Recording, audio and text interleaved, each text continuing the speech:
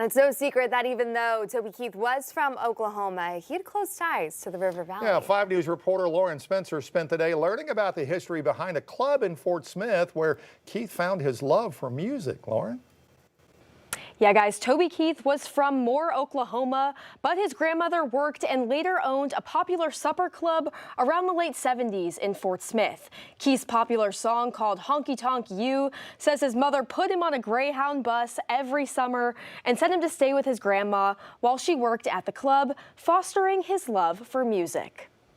Crazy for feeling so lonely. What now is a Mexican food restaurant, gas station, and Indian food restaurant used to be the Billy Gardner Supper Club in the 70s, a place to go dance. It wasn't a bar, and it wasn't really a honky-tonk, and it wasn't really a tavern. It was small, and they served very good food. They had flute, clarinet, saxophone, xylophone, bass, guitar, drums, and a nice pianist. Danny Flippin's dad was the lead singer for the club's band, and Toby Keith's grandmother Hilga was the head server, later becoming the owner. Keith spent his summers in Fort Smith at the Supper Club, working and sitting with the band on stage after. He was a little guy, blonde-headed boy. I remember him scooting around here, and from what I understand, he spent many, many nights here. We probably shared a Coke together and talked about probably football or something like that, a little bit of music. And the music Keith found inspirational went something like this.